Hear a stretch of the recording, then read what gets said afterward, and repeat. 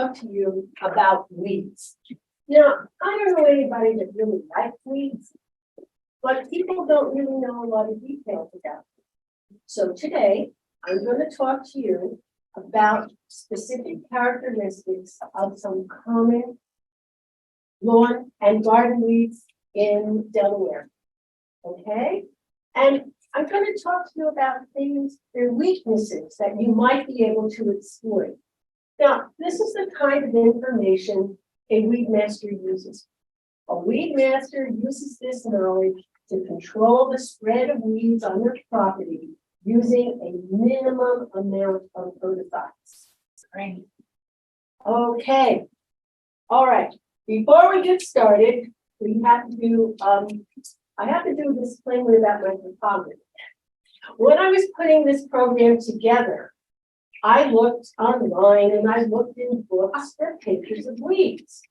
And what I found out was that the weeds were photographed in a particular way. The soil around the weed was bare, and oftentimes the weed was in flower. I don't know about you, I don't leave my weeds around long enough to flower. And I said, I don't think these pictures are going to help people recognize the weeds on their properties. So I decided I was going to take my cell phone out this summer and I was going to photograph the weeds in my own yard. And this way you'll see them in their natural habitat and you'll see them smaller. So I hope that that will help you to recognize them. But you're going to have to excuse the photography. It is not professional, but I think the examples are good enough for you to start recognizing what you see. So one more thing before we get started, I want you to look at the handouts that you have in front of you. The first one is an outline with a lot of blank spaces. I did that because we're going to hear a lot of new terms and a lot of new concepts. And in order to keep you focused on the slide, I put the keywords on the slides in red. And those are the words that you write down in the blank spaces. Now, at the end of the first section of the lecture, you're going to have the entire lecture written down for you as a reference sheet. Great. Okay. The second thing you see is a list of weeds. I want you to turn that one over because we're not going to use that one until the second part of the lecture. Okay. And then you're going to see a brochure from the Delaware Livable Lawns Program.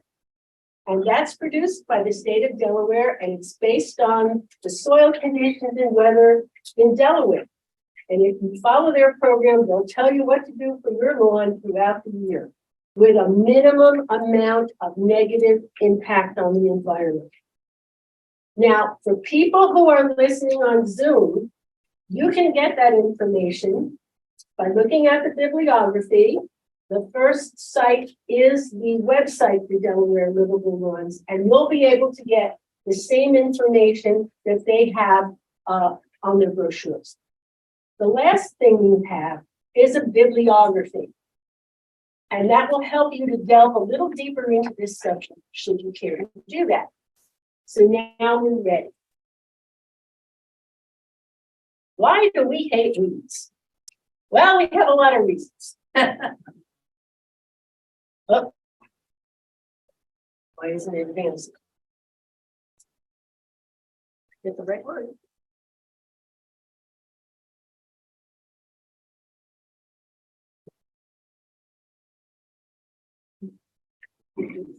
Okay, then I'll do it for you.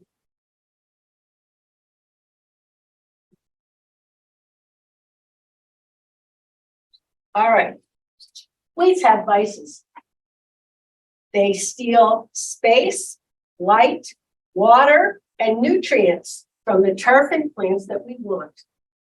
And some weeds are harmful to humans, like poison ivy and ragweed. Now, what I'm going to do, I'm going to be watching you writing, and when you're finished, I'll go on to the next slide. But if I'm still going too fast for the people on Zoom, just put a note in the chat box and I'll slow down.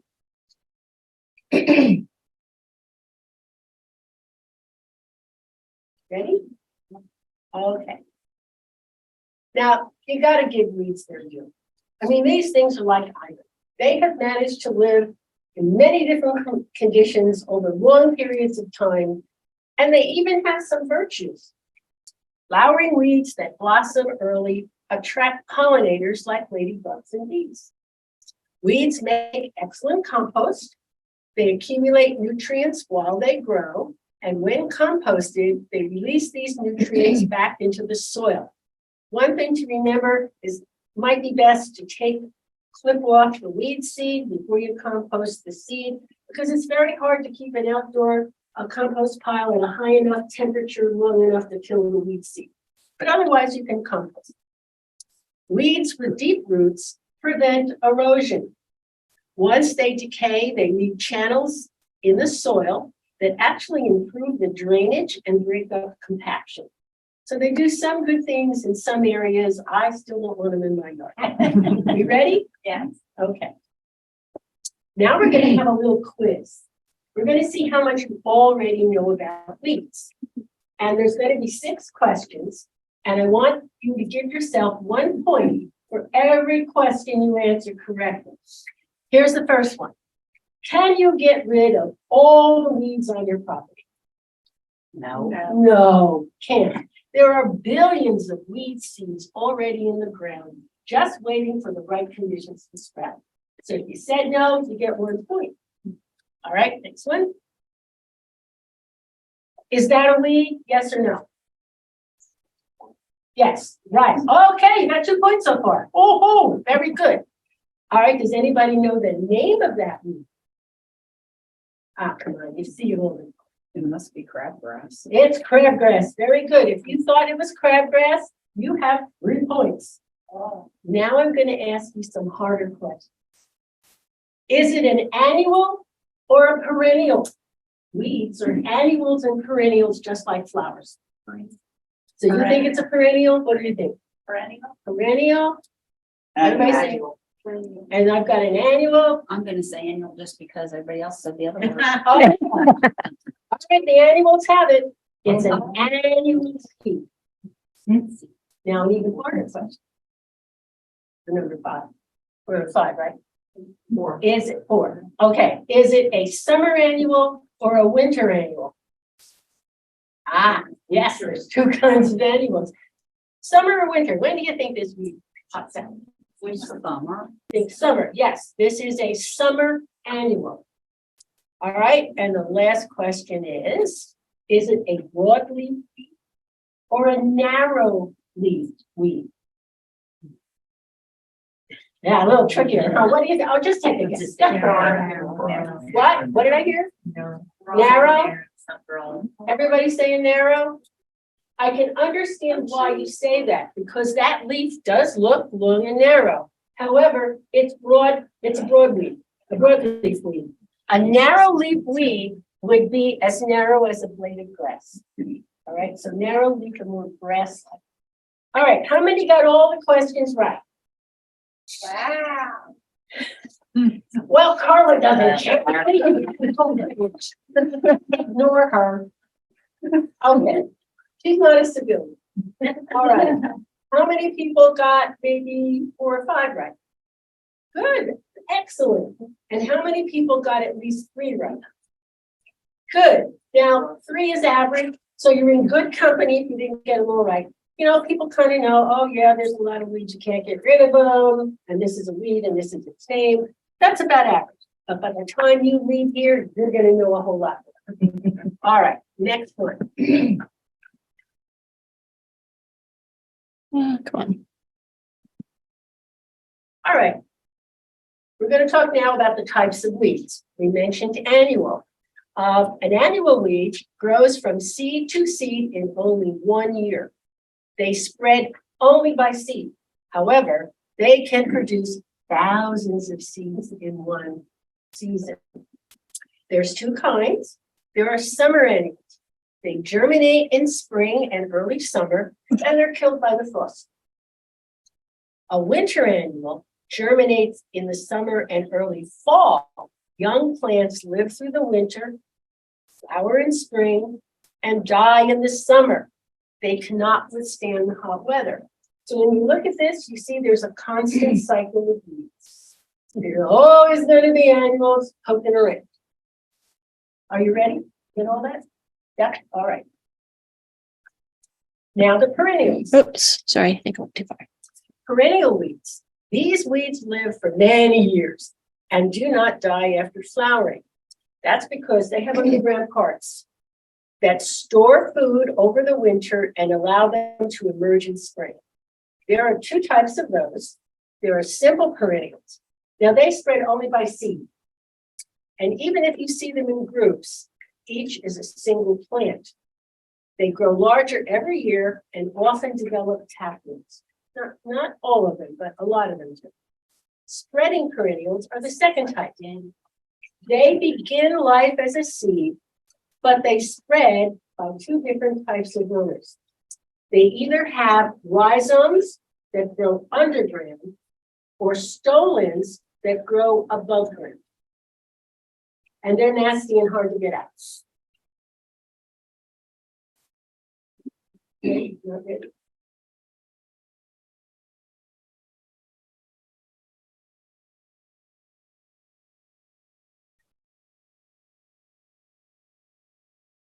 Okay.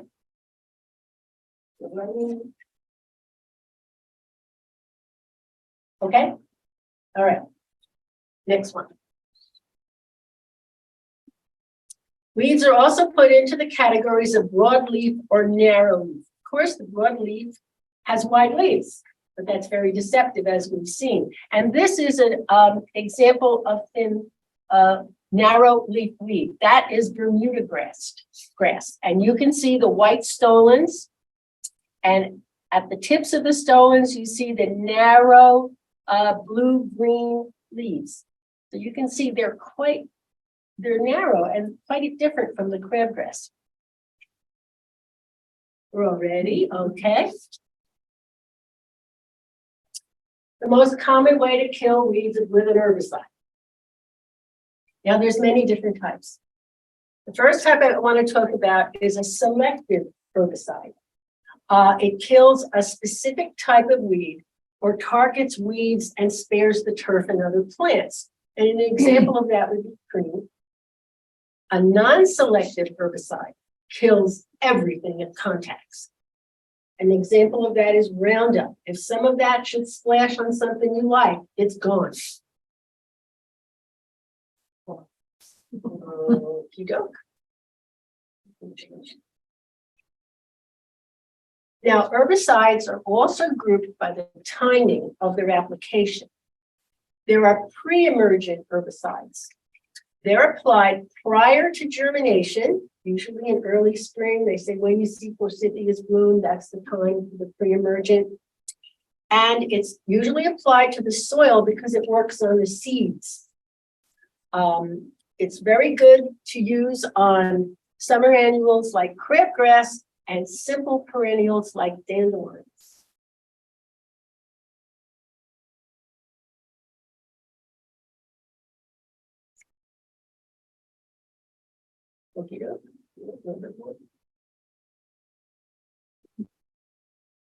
Okay. Now there are post-emergent herbicides, and they're applied to weeds that have already emerged.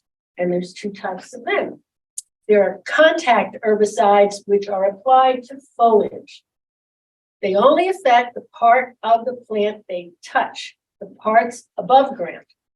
They're often used on broadleaf weeds, like the spotted prostrate spurge, or hairy bittercress, which is a winter annual.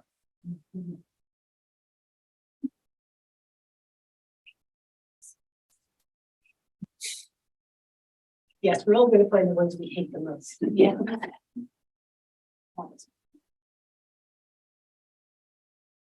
Okay. You ready? Yeah. Okay. And the other kind is a systemic herbicide. Now that's absorbed directly into the plant, and they can kill the underground roots. And they're effective on perennial roots, like creeping buttercup or yellow wood sorrel. And sometimes, well, Roundup would be a systemic as well. All right, it would be non-specific, but it's also systemic because it goes down into the roots. Okey-doke. You have to use caution with herbicides. They're very powerful substances. You have to use them with care. And it's always best only to use the amount that you really need. So you need to read all the labels carefully before using them. You need to know what type they are. Are they selective or non-selective? You have to know what weeds they target, and they'll usually tell you on the package what they're good for. The package will tell you when to use them. Also, how much to use for your size lawn if you're going to distribute over a large area. And they're going to tell you how to use them. If you buy an herbicide that says it's a concentrate, you know you have to dilute it, and you're going to have to put it in a sprayer to disperse it.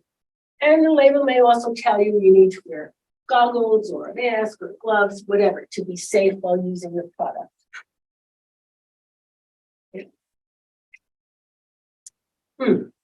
Herbicide or pesticide?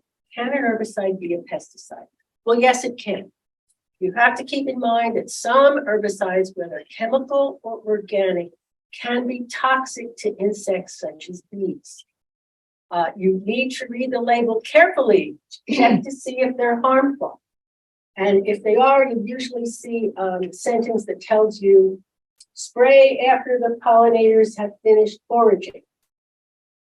So that, you know, they get to feed and then you spray. Got to be careful. If you're leaving a residue on the leaves, that's going to greet the bees when they come back.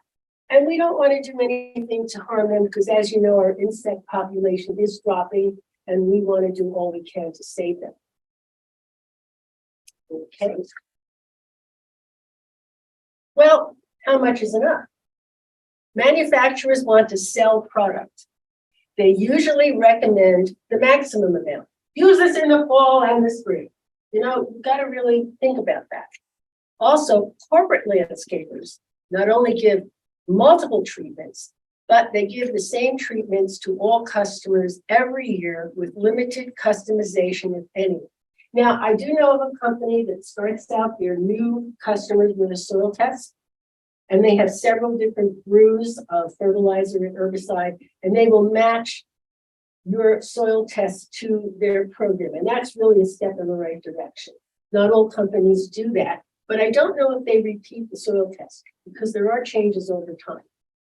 Now, if you put too much stuff on your lawn, it's not going to be totally absorbed. And where is that excess going to go? It's going to go right into our waterways. And remember, we're on a peninsula surrounded by two bays, and there's great efforts to clean up those bodies of water. We really don't want to make it any worse by polluting them with herbicides. So you need to get to know your own lawn and only use what you need. So now, how do you take care of your lawn? How many people do their own lawn care? Very good. How many people use a corporate company to do their lawn care? Okay. And how many people hire a small businessman, a small landscaper to do it? Okay. All of those are fun. It's a good idea, though, to follow the principles of Delaware livable lawns, so you protect the environment. But any choice is okay. Now it's time, since we're talking about my lawn, I'm going to tell you what I do with my lawn. I have a individual landscaper that I use. He does a soil test every 3 years. We follow the Delaware Livable Lawn Program, so I get a pre-emergent treatment, a post-emergent treatment, and a fall fertilization.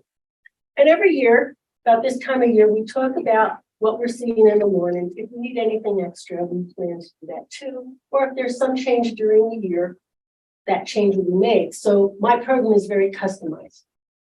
Now, I live in a 55 plus community, and they offer lawn care services from a big company. And they offer 5 treatments a year. They have their different brews of their herbicides and fertilizers, and they're always putting something on the lawn. And once a year, they do a pesticide treatment. Whether you need it or not, they're putting a pesticide on the lawn every single year. And despite all the stuff they're putting on the lawn, not all the lawns look good. because it takes more than just herbicides and fertilizers to give you a good lawn. There are other things that you need to do, and we're going to talk about those things too. Ready? Can I ask how much it is for you to have that done? Is it expensive? Not very. That's good. Well, it's more expensive than free. It's effective. It's more effective, and that's what's important to me. But no, it doesn't break the bank. Okay, next. So this is one of the things that a weed master uses. This is to control the spread of weeds, and you can do that without using herbicides. There are some things you can do for your lawn. Anytime you read about lawn care, the first thing they tell you is develop a dense turf. And that's because though grass roots are kind of shallow, they're very thick. The roots are called tillers, and they spread and they make a thick mat, and the weed seeds have a hard time pushing through. So that's very effective. Reseeding your bare spots. Mother Nature hates a vacuum. And if you have an empty space, she's going to fill it with a weed. It's also important to weed deeply and infrequently. Lawns need about 1 inch of water a week. If you do multiple waterings, really short ones, little ones, that's going to increase the growth of weeds. So it's deeply and be done with it. Also, adjusting the mowing height is very important. If you mow too low, that's going to encourage weed growth because you're giving too much sunlight to the weeds. So they can really bask in the sunlight. Okay. Now for your beds, you can mulch around your beds and trees and then edge around them as a barrier to the growth of grass. Because once the grass crosses the border from the lawn into those other plants, it's actually weed. So you want to have that edging there. In your beds, plant your flowers in clusters and allow them to spread in the beds, again, to choke out the weeds because they're going to take up all the space. And then, very important, learn to use the quick pick method, which I abbreviate as QP, to eliminate weeds when they're small before their roots have a chance to grow. Later in the season, you're going to have to hand pull with a tool or use a hoe.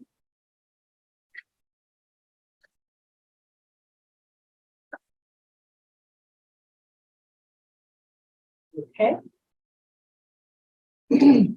This is another thing weed masters do. They have learned to read their weeds. Weeds tell a story, believe it or not.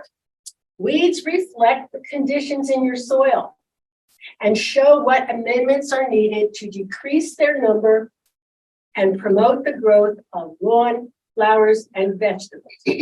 Said another way, altering the soil conditions that a particular weed or group of weeds needs to thrive will starve it out. And it will nourish the lawn and plants you want on your property. So the thing to remember is read the weeds and feed the soil.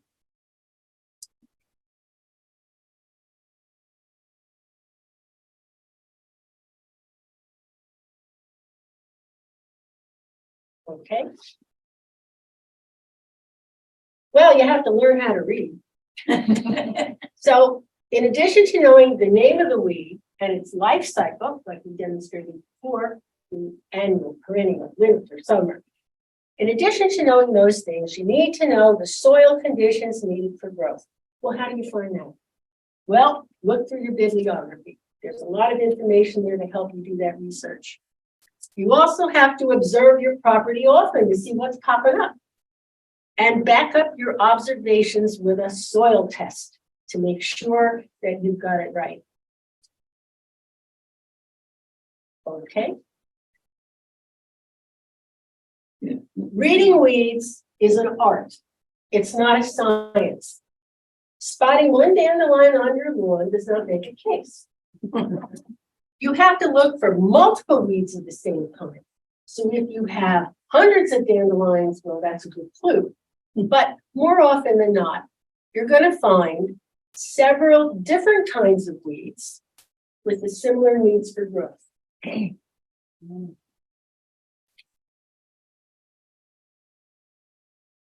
Okay. Now, talked about a soil test. When you do a soil test, you're going to get the report and a lot of supporting information to help you understand that report. But I want to point out two terms that you really have to focus on. The first one is pH. The pH tells you how well the plants can absorb the nutrients from the soil. The scale is from 0 to 14, but what you're going to look for is the ideal range for lawns and most plants is between 6 and 7. Now, there are plants like rhododendrons that are acid loving and need a lower pH. So you'd have to identify those in your garden. But 6 to 7 is what you normally would look for.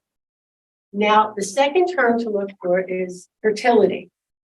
And that refers to the nutrients in the soil that are necessary for proper growth. So I don't think your soil report has a category for fertility. They're going to tell you what those nutrients are. So P is for phosphorus, K is for potassium, Ma is magnesium, Ca calcium, and N is the all-important nitrogen. But that from snow. We didn't get any snow this year. We need that nitrogen, natural. We need a lot of things. Yeah, your soil test report actually can't measure nitrogen. So, Right. but they always need nitrogen. So it's not something that you can nitrogen is not something that you can, you can because you can burn your lawn if you use artificial like nitrogen, but natural nitrogen you can't overdo. And There are ways to take care of nitrogen. yeah, There are ways to nitrogen, do but it's very important. that. Okay, next one. All right, now it's time for you to flex your Weed Master muscles. We're going to do a case study. So now the outline is finished. And you can use that for reference as we go through this. The weed list, I want you to turn over for now. Turn over the list so you can't see it because I want you to kind of try to figure this next part out yourself. So this case study is about my lawn and garden borders. And I have to tell you some things about my property first. The property is very flat. The soil is clay. Drainage is a problem in some areas, and there is an irrigation system. And I have two extra challenges. I live in a 55 plus community, and all the lawns are contingent one to another.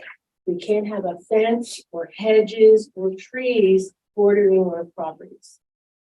So you got a neighbor over here that has a lot of weeds, and the seed is blown by wind. The rest of the neighbors are going to get that seed. And also, we're contingent because of the lawnmowers. And the lawnmowers also drag the seed from property to property. So those are two extra problems that I have to deal with. Okay. So here are my weeds. We're going to look at 8 of them.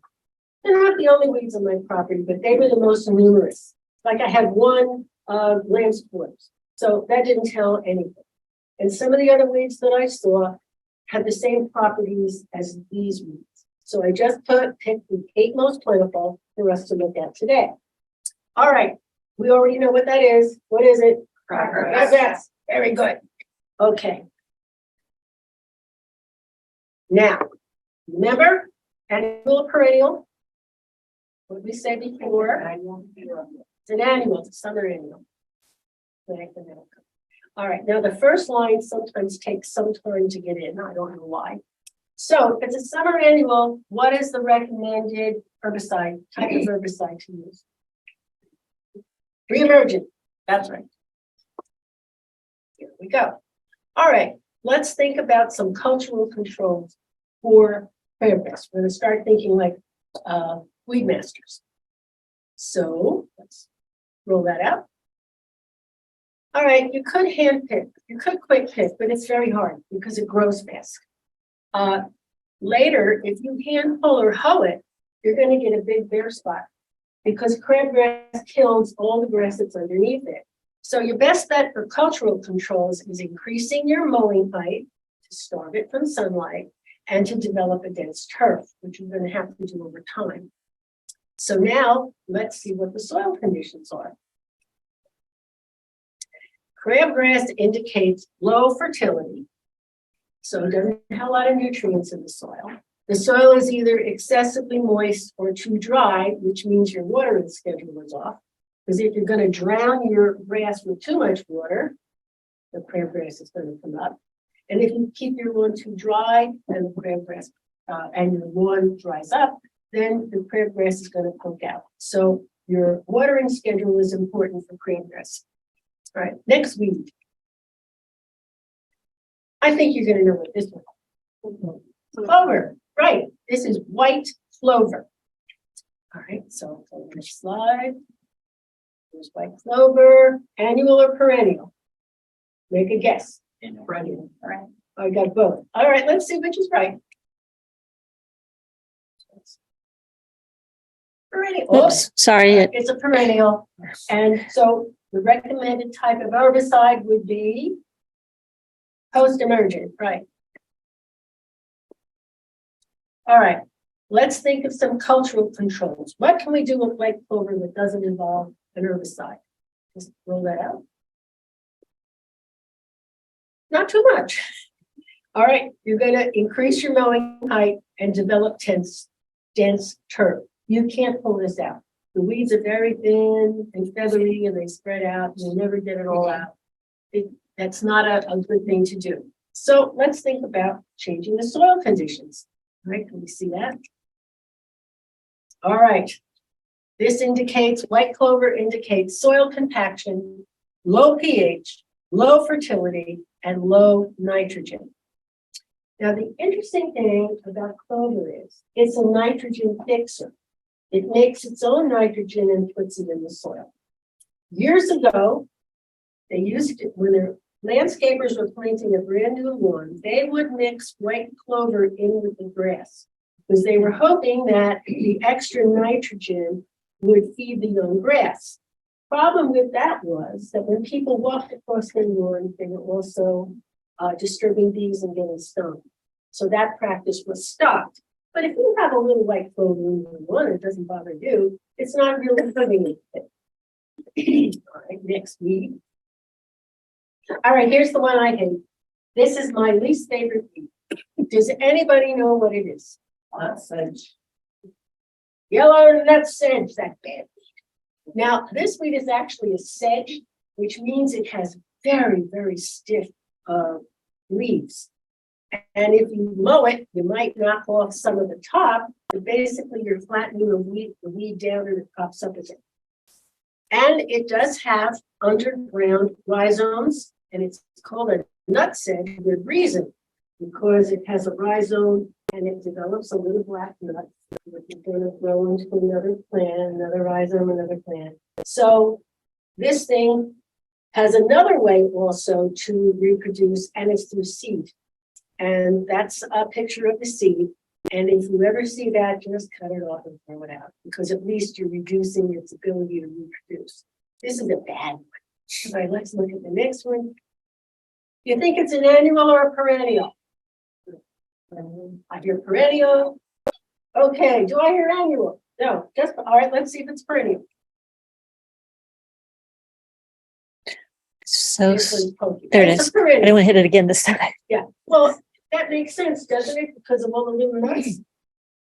Okay, so what would be the ideal herbicide to use on a perennial? What did we say? Post-emergent. Yes. All right, now let's look at some cultural controls for this nasty one. QP when young. Before those rhizomes develop, you can pull it out very easily. Later on, you have to dig out the roots, and it's a big to-do. But if you don't do something, that weed is going to colonize if it's left alone. And if you see a plant that has a seed heads, immediately remove it. So that's a tough one to control. Let's look at the soil conditions that favor the growth of yellow nut sedge. All right, clay soil, compaction, and poor drainage. And this weed, remember I said there's a lot of weed seed running around in your lawn. If you have a summer that's very hot, but has a lot of rain, you're going to get a lot of nut sedge. because it thrives in warm, wet conditions. And a few summers ago, we had that kind of summer. And it was like a plague in all the woods in the neighborhood. And there were just thousands of them on my property. And I had to have another treatment done to get rid of it because I didn't want it coming back the next year because it colonizes. And I figured, oh, I'm going to have 2,000 plants next year. So that was one of the only time I ever asked for an extra herbicide treatment. Do you recognize this one? Now, this, I have to apologize for my photography. I really don't let this grow very big, and that's why the sun is kind of shining through it, but you might recognize it more from its mature state, and it can grow up to 3 feet high. Somebody thinks they know? But take a guess. Anybody? No? All right, let's go. This is horsetail, and in Delaware, sometimes we call it marestail. It has another nickname. It is called the fossil because it's been around for eons, and it has learned to avoid any kind of problem. It will grow no matter what. So, oh, is it annual or perennial? Perennial? I'm gonna say annual just You're gonna say because. annual? Because you're a contrarian. That's fine. Let's see which it is. It's a perennial. It's a fossil. Yeah. Now, tricky question. Told you it's a fossil. What kind of herbicide do you think is recommended for the fossil? You are real close. Let's see it. No chemicals are affected. Oh my. Oh yeah, this is a bad one. This fossil will avoid anything that tries to get rid of it. So what are some cultural controls we Pull can it use? That's it, torches. Pull it out. Pull it out, cultural controls. It's easy to pull. Even when it's older, it's easy to pull. It's very unsightly. If you did have an infestation of this, you were going to have to use something like Roundup. You're going to have to smother it. It's a mess. So quick pick is the best answer for this culturally. All right, what soil conditions favor this weed? It indicates moist soil, compaction, low pH, low fertility. Are some of these terms looking familiar? Yes. It Hearing sounds like them over and Delaware. over again. All right, so we're seeing a pattern here. Now, I have to tell you that the weeds do not need every one of those situations to grow. They need most of them. All right, weed masters. So when you're thinking of your pattern, you can be a little flexible. All right, next weed. You know what this one is? Again, I get rid of this one. It's really small, and that's why the picture looks so odd. But you might recognize it in its mature state, covered with all those seeds. Now, those seeds are very irritating to people who have allergies. Does that give you any ideas? Ragweed, you betcha, that's ragweed. Okay, is it an annual or a perennial? You think perennial? I'm just gonna say Any that. votes for annual? No, all right, one vote for annual. Okay, let's see what it is. It's a summer annual. So what kind of herbicide is recommended? Re-emergent, good. Okay, cultural control for ragweed is, yes, that's exactly it. Quick pick when young and always remove it before it seeds. So if you see one covered with seeds, you put a bag over it before you pull it out so you can tame all the seeds. Because if you pull it out, it's going to just explode everywhere. All right, so what soil conditions favor ragweed? Let's see. Compaction. Here we go. You can just say it now, right? Moist, compacted soil, low fertility. Delaware. Delaware soil, right. Okay, next one. All right, you know this one grows between the cracks in the sidewalk, between the curb and your driveway or the street. But who knows the name of this little one? Spurge. Yes. Good for you, it's spurge. And because it has the spot in the middle, it's called spotted prostrate spurge because it doesn't get tall, it spreads. And one saving grace of this one is since it's so spread out in area, it doesn't kill the grass underneath. So it's unlike crabgrass in that way. All right, let's talk about spurge. Annual or perennial? Annual. Annual. Any votes for anything else? Okay, let's see. We have a little drama here because it takes so long to come out. It's a summer annual. So the recommended herbicide is pre-emergent. Some cultural controls are, you bet, quick pick when young, later dig out the taproot. But even the taproot is kind of loose. You can really get that out. But because it grows in the cracks, you might need a little tool to help you get it out. So the conditions that favor its growth are compacted soil and patchy turf. All right. Okay, let's go on to the next one. Now we're into my flower beds. And this is what this thing came up like crazy last year. And I do believe the seed was in the mulch because I've never seen it before. Now this shape here is called a rosette. And you can see it has lobed leaves and there's little thorns sticking out from the leaves. That center part there will grow into a long stem and there'll be a flower on top. So this is not something you want to hang around. Does anybody know what it is? Okay, this is a thistle. Yeah. Let's Oh, look at- yeah. Yeah, now you know. Canadian Which thistle. was the flower? Yellow. All right, this is a spiny sow thistle.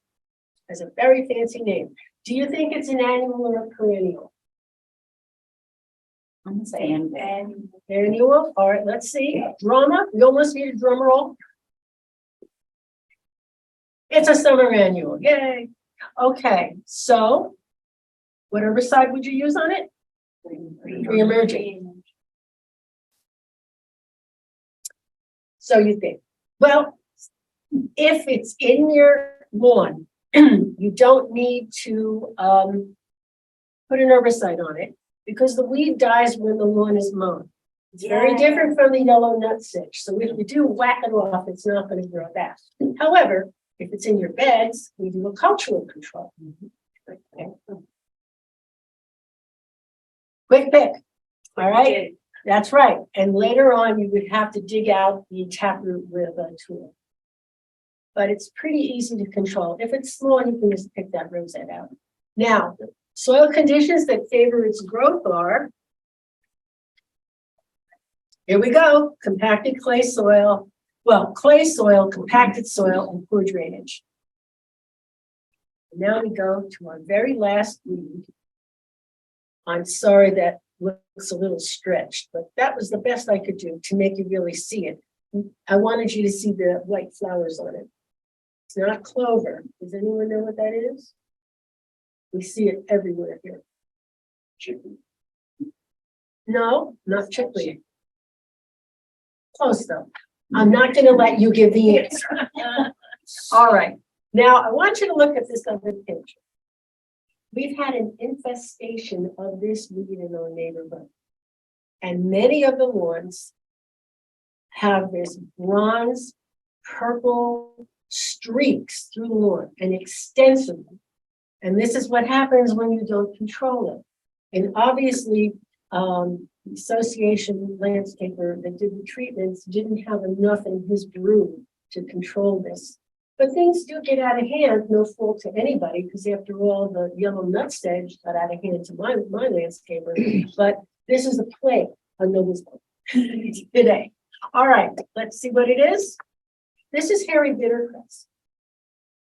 And do you think it's annual or perennial? Burning. Okay. Any other votes? Let's see.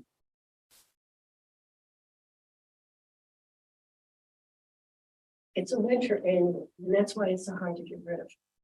All right, so for a winter annual, what kind of herbicide is recommended? It's an annual. But it's a bad one. So it's a little different. Let's see what the herbicide treatments are. This thing is so hard to get rid of, and here we see it year round.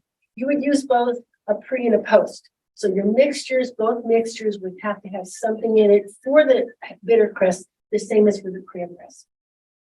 And this year, we've had a mild winter. That really provoked the nutsedge.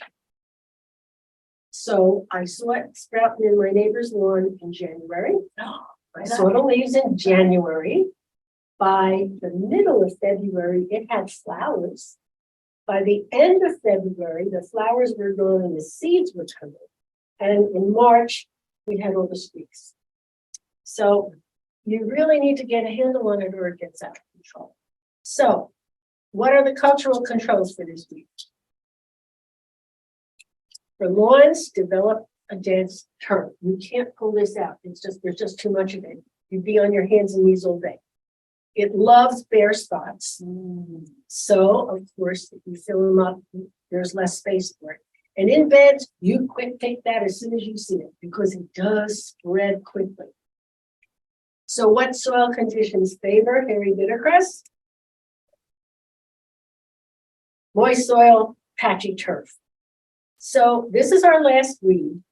So now you've kind of got a pattern. You can turn over your list now because it's a summary of everything we've talked about. I want you to think about it a little bit and give me your ideas for what that soil test might tell you to do for those soil conditions. What are some ideas you might have? In the fall, because of that compaction, Yeah, use that machine that goes down and puts holes. an aerator. Aerator. Yeah, that'd be a good idea. Because it seems like compaction is a problem, Yeah, so it needs those aerate, yeah. the lawn needs to be aerated. Any other ideas for what you could do? Well, there's annual and perennial weeds. So what does that tell you? What kind of herbicides? Pre and pre-use. You need pre and post because you've got both kinds. And then if you know these weeds by heart and you see them coming up, you do that cultural control, start quick picking. Yeah. As soon as you can. So Right. they're not as hard to yank out of the ground and That's a good idea. All right, you ready to see the soil test results? All right, let's put it up. And I have a disclaimer. I didn't peek at it ahead of time. I didn't look at the soil test and then do the program. I got the soil test actually in the summer, and I don't think I even thought about doing this program. And I put it away. I glanced at it. I put it away because I knew we wouldn't work on it until the end of winter. And I see that it really did match up because the pH is fine in the lawn, but look at the fertility. It has low phosphorus and low potassium, and those are the two important ones. The calcium and magnesium were okay. So the recommendation was to add lime in September and March to increase the fertility because we kept seeing low fertility in the soil conditions. So that was one thing that needed to be done. Now in the beds, the pH was 7.1, so that's slightly above acceptable range. All the nutrients were there, they're fine. So no amendments were necessary. So basically for the beds, it's quick pick. All right, let's look at what the program is for the lawn. That's next. So the treatment plan, as you suggested, was pre and post emergence when you need them, and fall fertilization. You have to reseed any bare spots, because we heard about crabgrass and prostrate spurge and hairy bittercress. Love those bare spots. Water deeply and frequently, so I have to make sure that my irrigation system is doing what it should be doing. 1 inch water. 1 inch water a week. That's not Look, bad. if we're going to have like a string of 96 temperature days, you've got to use and you see your lawn burning up. You've got to be flexible about it. But basically, that's the rule for now. I mean, climate change is here. I don't know if that rule is going to change, but you've got to use your good sense. You just don't water a little bit every day. That would be the worst thing to do. We're going to apply the lime in the spring and the fall. We're going to aerate to break up the compaction and improve the drainage. And we're gonna continue the hand weeding, especially in the beds. Okay, so next one. All right, there's the bibliography, you've got that. All right, next one, that's 2 pages, next one. Questions, and there's our disclaimer about we don't endorse any particular product. Yes, a question. I have a question. We have a gravel driveway that fills up very quickly, constantly with some of these weeds that Spot pointed out. Like I'm sure it's ragweed and spurge, especially. And we just do sort of massive applications of really highly acidic vinegar. When the whole neighborhood smells like a salad.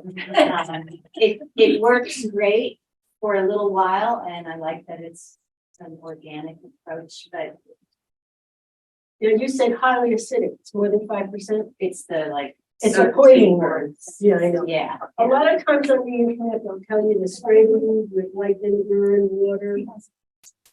That is really not effective because if the weed is small, it'll kill the top.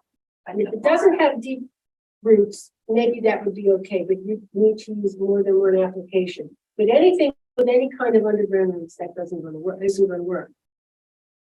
Well, how long does it last?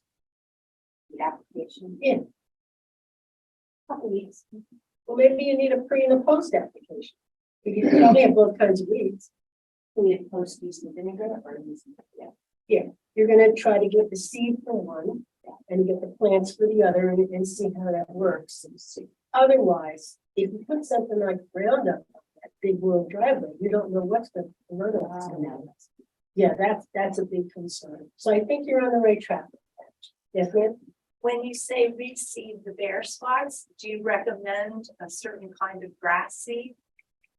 Well, it's the grass seed you already have. It's probably tall fescue because that's what a lot of our lawns are. And, you do it at a time where you're going to give the grass a chance to grow. So you might not want to do it in the middle of the summer. You might have to just do stick that with in it. the fall and go in spring. But I Fall heard fall's better than Fall early is spring. better because it's cooler, gives the plants a chance to grow. Now, the Delaware Livable Lawn Program doesn't allow you to put a little bit of fertilizer when you're pre-emergent to green up your lawn. And I told my landscaper I did not want that. I didn't see any reason to do that. And he said to me, well, if you ask me to do that, that's really bad for my business because your lawn isn't going to green up and it's not going to look as good as your neighbors and I'm going to look bad. So I said, okay, if you're using the recommended amount, you can do it. So it's only a little bit in the spring. Because if you overgrow the grass in the spring, it's going to get killed in the summer.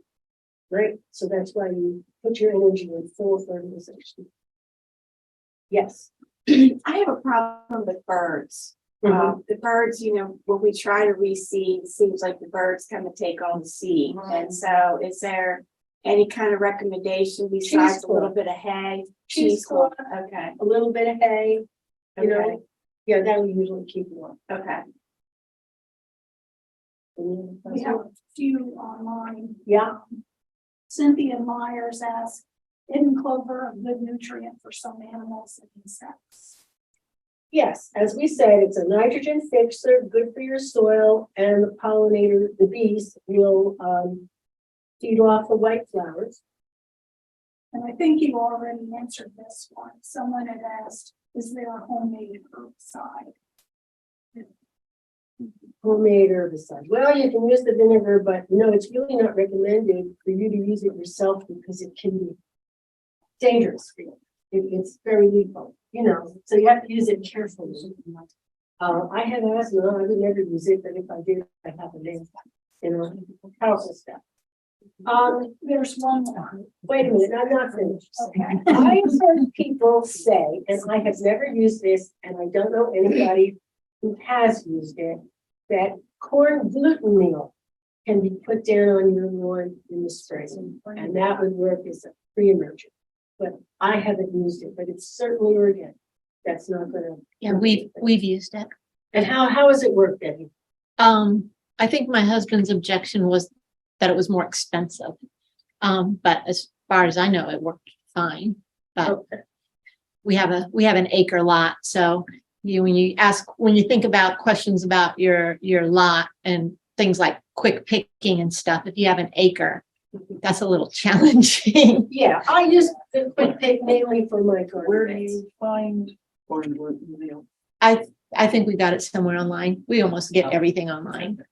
And we do use vinegar too. I'm very organic, so we use the vinegar. Also, it works pretty well on the cracks in the sidewalks, because then it's pretty easy. It dies, and you just take something and scrape the little bits of roots right out, so it doesn't grow back. And you use the strong one? Yes. But you wouldn't use it on a flower bed. No. Well, it's not systemic like Roundup.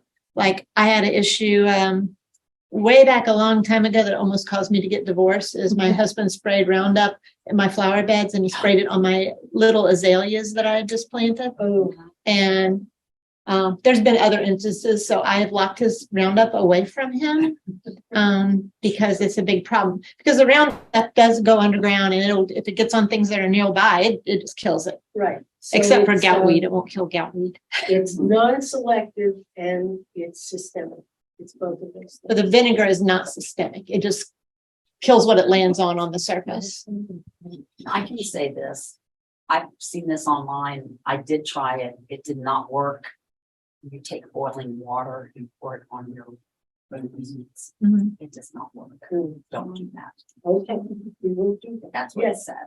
I used it on a patio to get the weeds from between it's a Cracks? small patio, the weeds between bricks, and it actually worked. It did, yeah. For the whole summer. What weed did you use it on? I'm sorry. What weed did you use it on? Oh, I didn't know my weeds back. Okay. Do you know what weed you used it I on? don't know. Was it Well- boiling water? Yep, you just take some boiling water, and take it out and pour it on it. It's. Or you could. I mean, it should kill it. It should just cook it basically. And Or you can do what I do, use a horny knife and just cut off the roots. I don't use anything. you know, it's nice. Yeah, those are nice. You had a question? Yeah, what do you suggest for chicken? We have an area that. Oh. I don't know every weed, but I know that if you look It's in your run really well. bibliography or you do it online, you will find out. It, But it that's looks like carpet. It's so. There, I know, it's bad. And so is Bermuda grass bad. You know, my next door neighbor has a couple of them on the front lawn, and I'm very vigilant. It comes over the line and chop it. You know, I do have to say, it makes me angry when we as homeowners try to keep our lawns nice. Then you have the neighbors who could care less, and all their stuff comes every year. And, oh, I know, it is Sounds- aggravating, but you can control it, you know?